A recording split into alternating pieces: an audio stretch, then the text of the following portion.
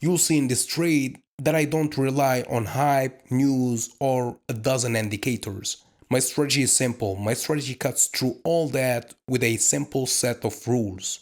And remember, a lot of discipline is involved. I don't overcomplicate technical analysis or price action. I make it as simple as possible. My main goal is to avoid getting distracted by the market. I have a vision, a strategy, discipline, rules, and that's it. Yeah, so if you want to learn my strategy, the first episode is free at learnthestrategy.com/free. Link in the description or in the bio.